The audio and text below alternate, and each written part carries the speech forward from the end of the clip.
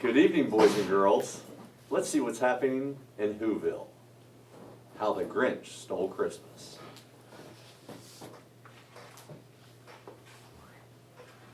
By Dr. Seuss. Every Who down in Whoville liked Christmas a lot. But the Grinch, who lived just north of Whoville, did not. The Grinch hated Christmas, the whole Christmas season. Now please don't ask why. No one quite knows the reason.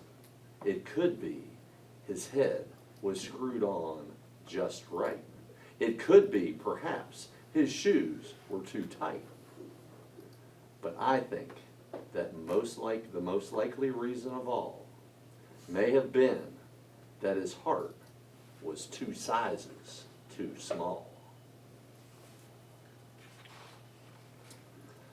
But whatever the reason, his heart or his shoes, he stood there on Christmas Eve, hating the Whos, staring down from his cave with a sour, Grinchy frown at the warm lighted windows below in their town.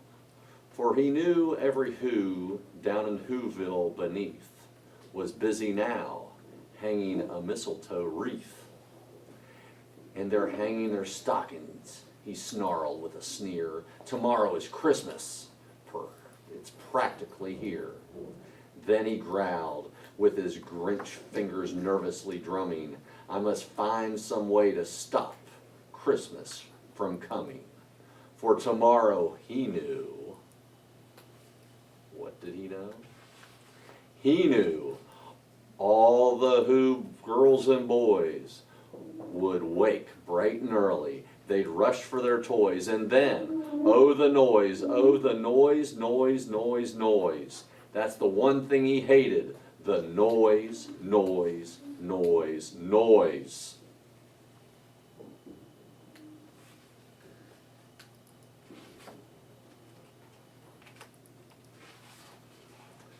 Then the Whos, young and old, would sit down to a feast, and they'd feast, and they'd feast, and they'd feast, feast, feast.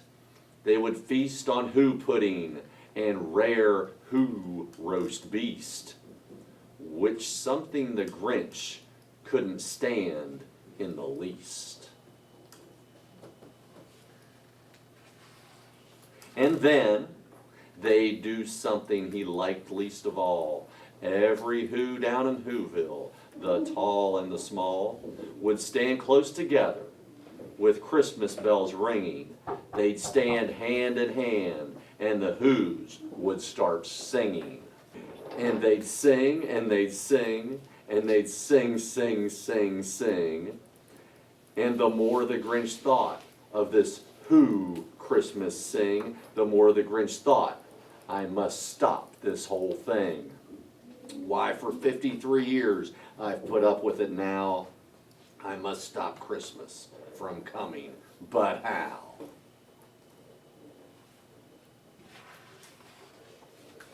Then he got an idea, an awful idea. The Grinch got a wonderful, awful idea.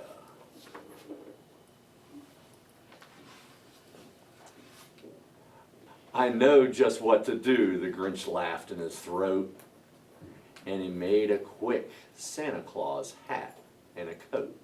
And he chuckled and clucked. What a great Grinchy trick. With this coat and this hat, I look just like Saint Nick.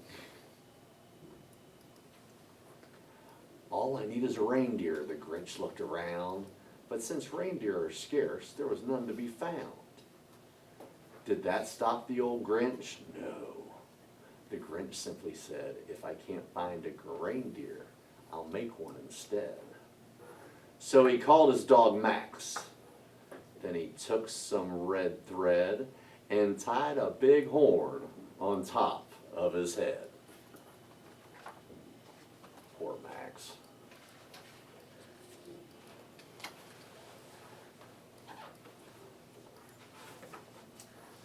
Then he loaded some bags and some old empty sacks on a ramshackle sleigh, and he hitched up old Max.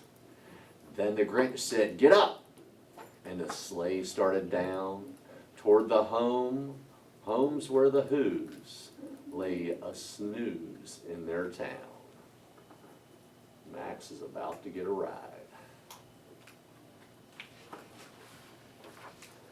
All their windows were dark. Quiet snow filled the air. All the Who's were all dreaming, sweet dreams without care. When he came to the first little house on the square, "This is stop number 1, old Grinchy Claus hissed." And he climbed on the roof, empty bags in his fist.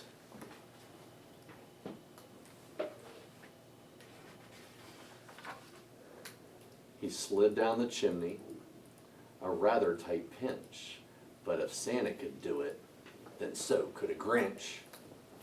He got stuck only once, for a moment or two, then he stuck his head out of the fireplace flue. Where the little Who stockings all hung in a row, these stockings, he grinned, are the first things to go.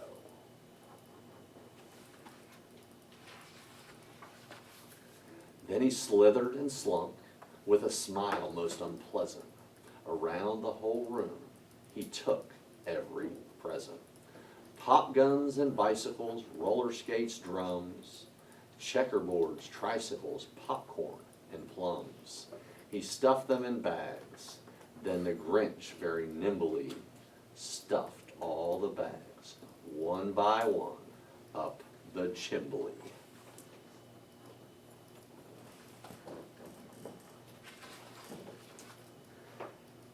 Then he slunk to the icebox. He took the Who's feast. He took the Who pudding. He took the roast beast.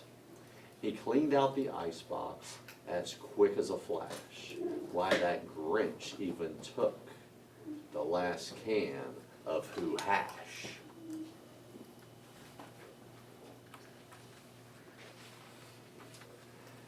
Then he stuffed all the food up the chimney with glee, and now, grinned the Grinch, I will stuff up the tree.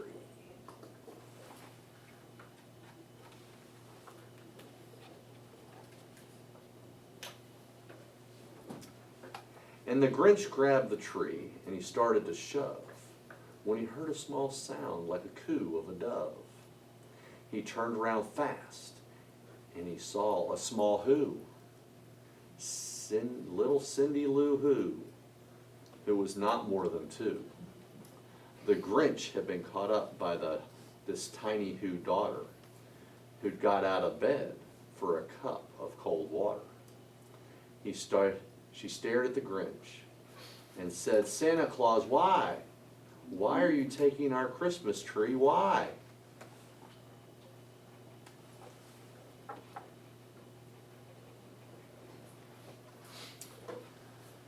But you know, that old Grinch was too smart and so slick. He thought up a lie, and he thought it up quick. "Why, my little sweet..." But you know, that old Grinch was so smart and so slick. He thought up a lie, and he thought it up quick. "There's a light on this tree that won't light on one side. I'm taking it home to my workshop, my dear. I'll fix it up there, and then I'll bring it back here." And his fib fooled the child. Then he patted her head. He got her a drink and sent her to bed. And when Cindy Lou Who went to bed with her cup, he went to the chimney and stuffed the tree up.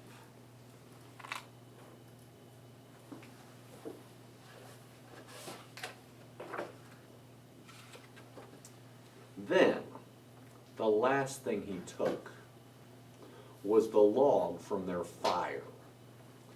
Then he went up the chimney himself, that old liar. On their walls he left nothing but hooks and some wire, and one speck of food that he left in the house was a crumb that was even too small for a mouse.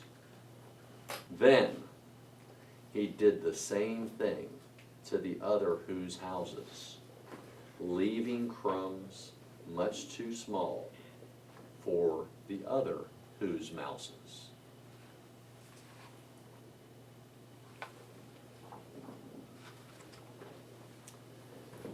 It was 1/4 dawn, all the Who's still in bed, all the Who's still a snooze when he packed up his sled. Packed it up with their presents, their ribbons, their wrappings, the tags and the tinsel, the trimmings, the trappings. 3,000 feet up the side of Mount Crumpet, he rode with his load to the tip-top to dump it. Pooh-pooh to the Who's. He was Grinchiously humming. They're finding out now that no Christmas is coming. They're just waking up. I know just what they'll do. Their mouths will hang open for a moment or two. Then the Who's down in Whoville will cry, boo-hoo.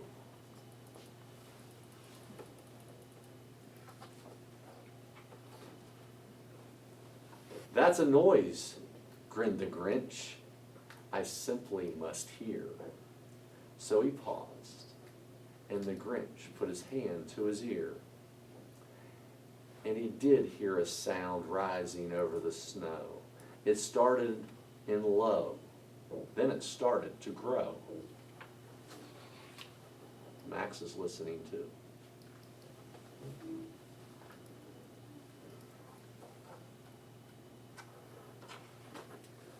But the sound wasn't sad. Why, this sound sounded merry. It couldn't be so, but it was merry, very. He stared down at Whoville. The Grinch popped his eyes. Then he shook. What he saw was a shocking surprise.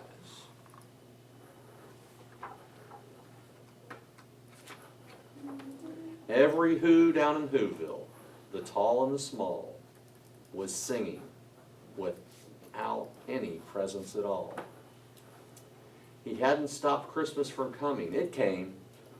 Somehow or other, it came just the same.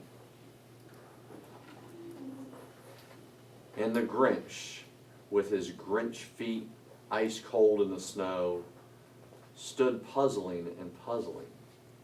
How could it be so? It came without ribbons, it came without tags, it came without packages, boxes, or bags.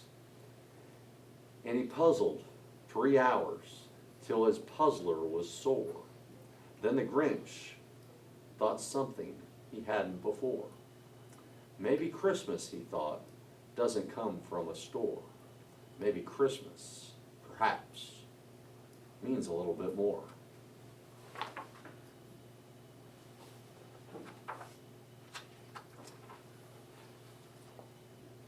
And when it happened then, well, in Whoville they say, that the Grinch's small heart grew 3 sizes that day. And the minute his heart didn't feel quite so tight, he whizzed with his load through the bright morning light. He brought back the toys and food for the feast, and he then